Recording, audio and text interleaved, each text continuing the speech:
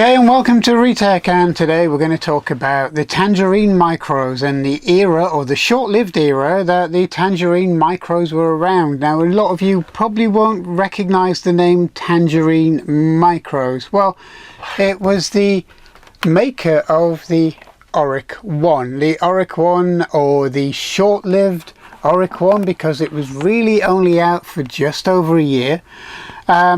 They made a little bit of an impact, especially in the UK and European markets, and they weren't that bad. They were, you know, they had the quirks, but they were nice machines. But Tangerine micros, only after a year of its release of the Oric 1, decided that they needed to make a few improvements, and then they brought out the Oric Atmos, which is just here. Now, the Auric Atmos addressed a few of the Oric 1's shortcomings, and you know, they included better ROMs, better keyboards and so on, but was it any better of a machine? And really, at the end of the day, when you had micros such as the Oric 1 here, which had only been out around about 12 or 13 months, why would you replace that with the Atmos? Because at the time, keyboards were different. There was a lot of different types of keyboards out there, and users of these machines and others with non-standard keyboards kind of didn't care. They got on with it, they used it, they would have bought this machine anyway. So it's kind of a weird kind of thought pattern behind the company, and you know, it would be nice to have a look at their later machine, which is the Auric Atmos. So let's take a look at the Auric Atmos from Tangerine micros. Like humans, computers have memories. Unlike humans, their memories shrink when they work. Functions like color, sound, and movement use up large amounts of memory, leaving little for you to use. The new Auric Atmos, however, takes these functions in its stride, leaving lots of memory, so you can expand into advanced programming and sophisticated games. The new Oric Atmos 48K, the large memory that stays large. So today we're going to look at the Auric Atmos. It's basically the successor to the Oric 1. It was only around for about a year. I mean, this machine is 1 year in its kind of sales, and it's roughly the same as the original Oric 1. They were both only out in the market for a year each.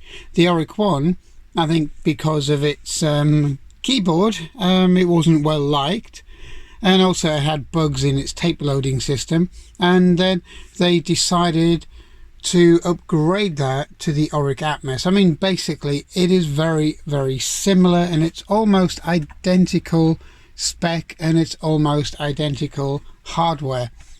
The biggest difference is, if you have a look at the Oric 1 behind it, is the keyboard. The keyboard is the initial difference on both these machines. On the Auric Atmos, you actually have a very, very nice full travel keyboard, and it's actually all right. It's a proper key switched keyboard, very much in the vein of the Texas Instruments TI-9948, and it's a world away from the plastic membrane style keyboard that the Oric 1 has. But under the skin, they are very, very similar machines. They're both, or these two models are both 48K. They both have virtually the same internals. They both have virtually the same processors. They have virtually the same chips and interfaces on board. They have virtually the same everything. In fact, you can swap the case from the Auric Atmos into the Oric 1 quite happily. They are literally that compatible and that much of the same machine. So why do it? Why go from the Oric 1 to the Auric Atmos after such a short period of time that the Oric 1 was out? It's not as if we hadn't had strange keyboards before with, you know, the ZX81, ZX Spectrum, Mattel Aquarius, and a whole host of other machines with different keyboards.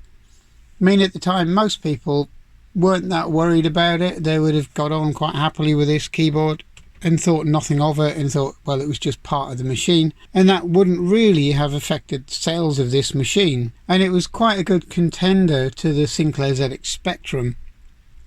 6502 processors in both run at roughly 1 megahertz. They're very, very much of their time. You know, I mean, the Commodore 64 used the same processor, but it was on the 64, it was actually using different cycles. So basically what you ended up with was technically 1 megahertz in kind of all-out processing power, which is the same as these machines.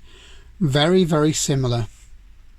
Now let's have a quick look at the Oric Atmos and see how it differs from its cousin, the Auric 1. Now the first thing you'll notice is it's the same size, and the keyboard actually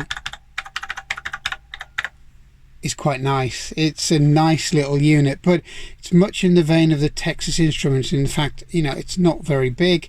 It's very squashed up like the TI-994A, and it's quite comfortable to type on as well. It's not a bad keyboard by any stretch of the imagination.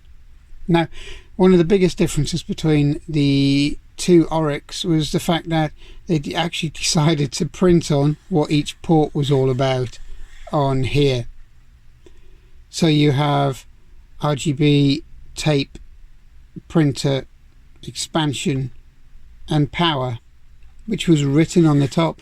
On the Auric 1 there was no such legends on the top of the machine, so it made it quite difficult for people to work out initially which was which unless they referred to the manual. Now on the back, very, very similar expansion ports. In fact, not similar, identical RF. You know, got monitor and cassette, and you got your expansion ports and your power and your printer ports, which are identical to the Auric 1.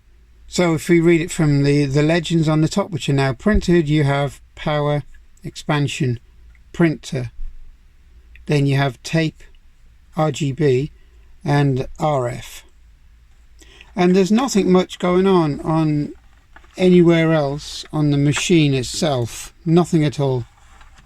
It's just the same base as the original Auric 1, but just in a different color. One thing they have kind of done is they've left the speaker here, which is exactly where it's mounted on the original Auric 1, but they've put kind of a fake grill on the top, which not so sure why that was needed, but anyway, I think it's more aesthetics than anything else. And as I say, it's just the same, exactly the same machine. Now, what are the big improvements, really? I mean, the keyboard's a massive improvement. It's such a nice keyboard that, you know, it really did deserve kind of praise on its own. But the only other real upgrade was the ROM. It had a few bug fixes in the ROM, and it basically was there to mainly to kind of fix the tape loading problems that this machine originally had. And the tape loading issues kind of bugged even this machine throughout its life, but you know, it wasn't the end of the world. And today we have modern workarounds. We have modern ways of getting the information into this machine that doesn't rely on cassette tape. So today that's not really going to be a problem. Now the tape loading errors or the tape loading issues on this, because remember, on these machines it's kind of a little odd in the way it does its loading and saving, because you have two rates. You have very slow 300 baud, and then you have the faster baud rate, which was kind of not massively reliable on these from the off. I mean, you know, it wasn't the best loading and saving system. And you know, they also had problems with Verify as well. But you know, it wasn't the end of the world, because at the end of the day, people just got on with it. They got used to it. They got used to expecting things not to quite go right the first time and so on. And obviously there were a lot of other fixes out there, but slow mode tended to work much better on these than the faster mode. But then again, you've got to remember the era.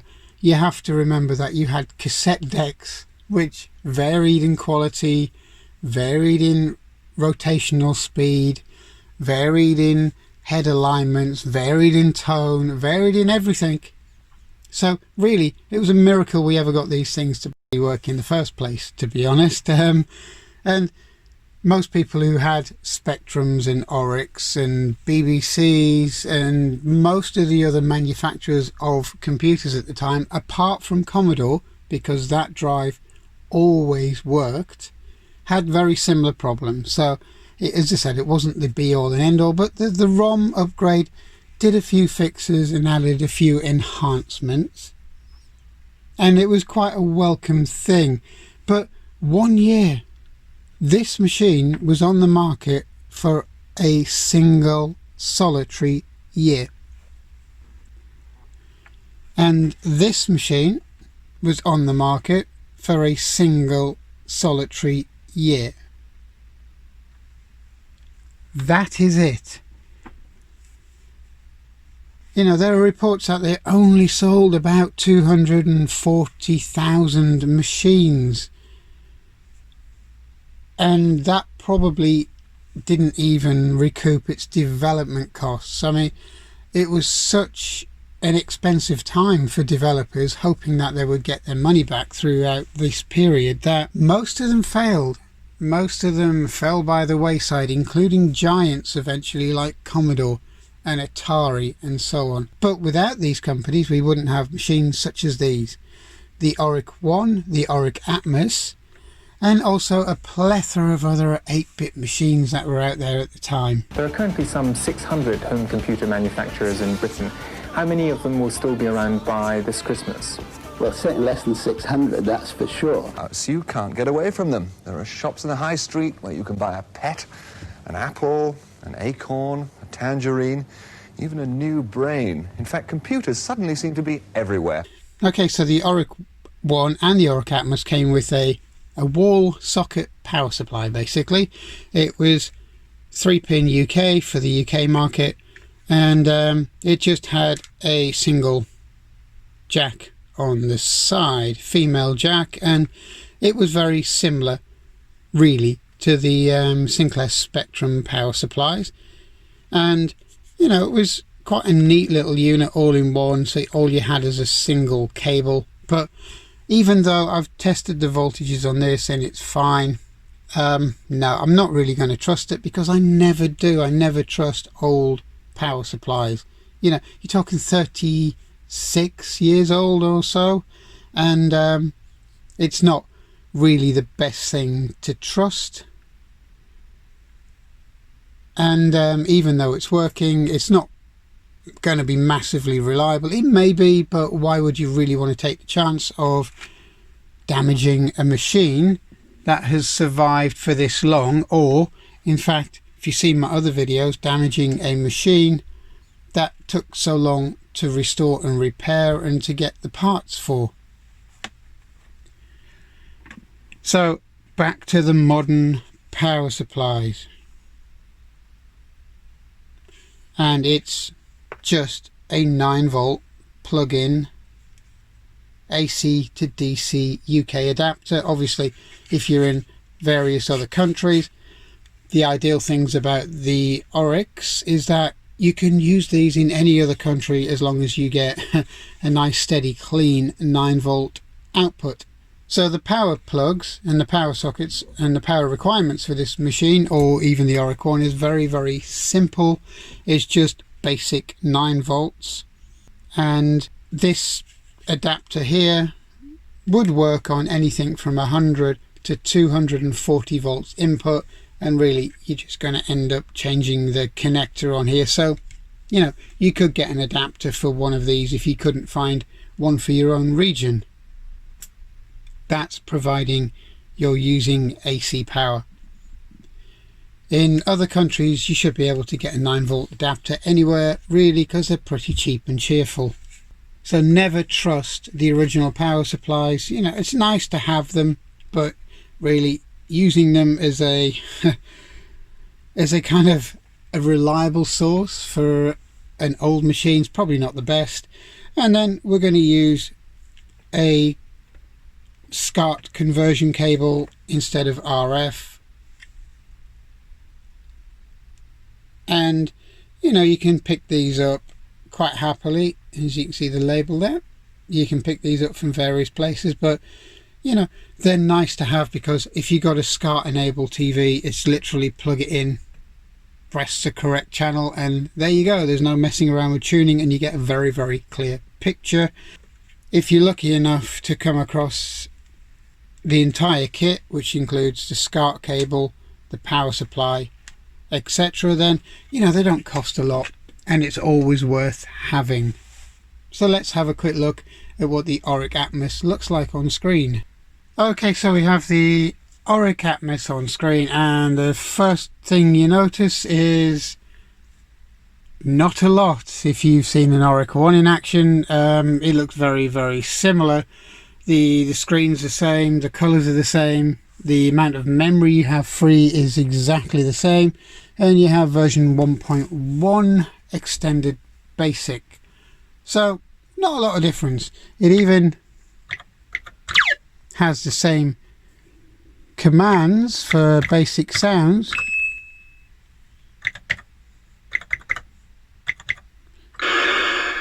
As the standard Auric 1. So as I said, it's the same machine. It's an almost identical machine, but it's much improved. The keyboard's much better and it's a nicer machine to use. And to be honest, I would have probably preferred the Auric Atmos over the Auric 1, even though I actually like the styling of this machine.